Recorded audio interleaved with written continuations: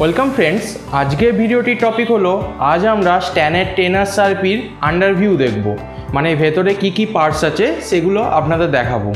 ভিডিওটি শুরু করার আগে অবশ্যই আমার চ্যানেলটিকে সাবস্ক্রাইব করতে ভুলবেন না এবং আমার ভিডিওটিতে লাইক কমেন্ট শেয়ার করে আমাকে সাপোর্ট করবেন। আগের ভিডিও যদি না দেখে থাকেন আমি আই বাটনে পিং করে দিচ্ছি, সাথে ডেসক্রিপশনেও লিঙ্ক দেওয়া থাকবে, অবশ্যই আপনারা দেখে নেবেন। আজকের ভিডিওটি চলুন শুরু করা যাক।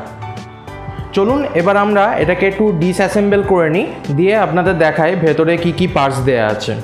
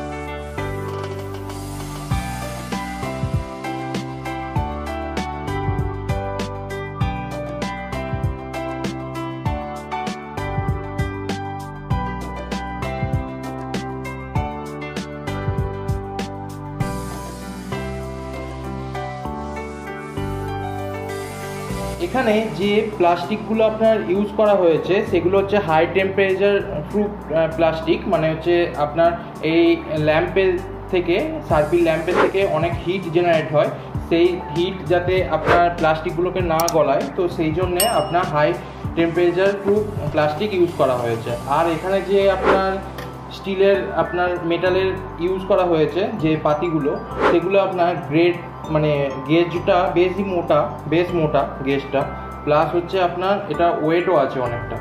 তো এবার আমরা ভেতরে দেখে নিই একটু যে ভেতরে কি কি পার্টস আছে। প্রথমেই আপনাদের দেখায়, এখানে দেখুন যে পার্টসটা আছে এটা হচ্ছে আপনার পাওয়ার সাপ্লাই। এখানে মোটর থেকে শুরু করে আপনার সমস্ত রকম পাওয়ার সাপ্লাই এখানে দেয়া হয়, মানে এখান থেকে যায় আপনার।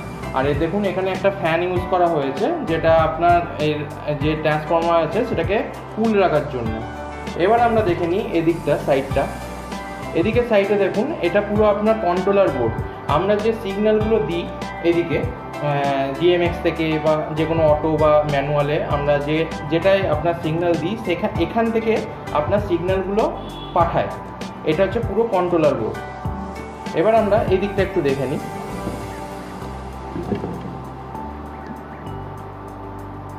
এই যে দেখুন এখানে একটা পার্টস আছে, এই পার্টসটার নাম হচ্ছে ইগনাইটার।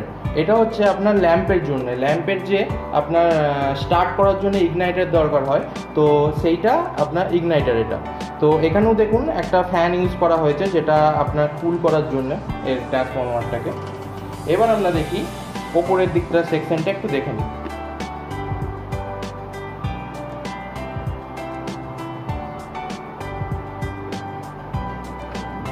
ফার্স্টেই দেখুন এইটা হচ্ছে ল্যাম্পের সেকশন। আপনার এখানে টোটাল তিনটে ফ্যান ইউজ করা হয়েছে। একটা এই সামনে দেখছেন, একটা ঠিক এর উল্টো দিকেই আছে, আর আরেকটা দেখুন এই পাশে ইউজ করা হয়েছে। আর এইটা আপনি যদি ল্যাম্প দেখুন, ল্যাম্প এখানে দেখা যাচ্ছে, স্ট্যানের টেনারের ল্যাম্প।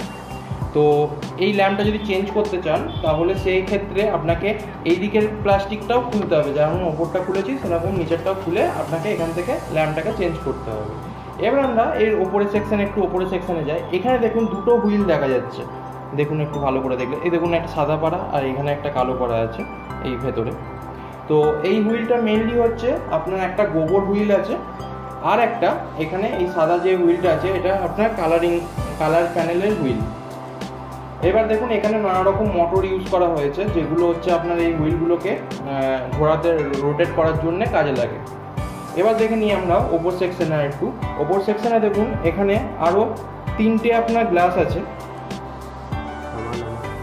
দেখুন এখানে 3টে আরও গ্লাস আছে। এই গ্লাসগুলো কাজ হচ্ছে আপনার ফ্রস্ট বা রেইনবো এফেক্টস আপনার এগুলো করার জন্যে, এখানে প্রিজম নানা রকম এইগুলো করার জন্য গ্লাসগুলো দেওয়া হয়েছে। এখানেও আপনার সেম মোটর আছে, যে মোটরগুলো ওই হুইলগুলোকে আপনার ঘোরাতে সাহায্য করে। এবার আমরা ওপরের সেকশন দেখে নিই। ওপরের সেকশন এখানে আপনার লেন্স আছে এটা, আর মেন কথা হচ্ছে একবার আপনাদের পুরোটা দেখিয়ে দিই চারিদিকটা।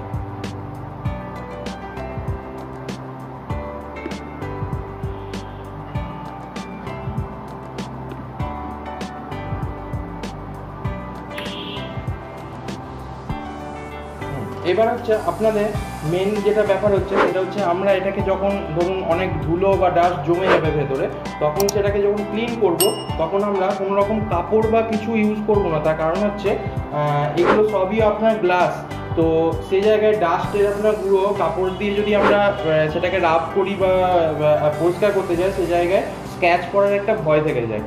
তো সেখান থেকে আপনি সেই স্ক্র্যাচ যাতে না পড়ে তার জন্য আপনি ব্লোয়ার ইউজ করতে পারেন।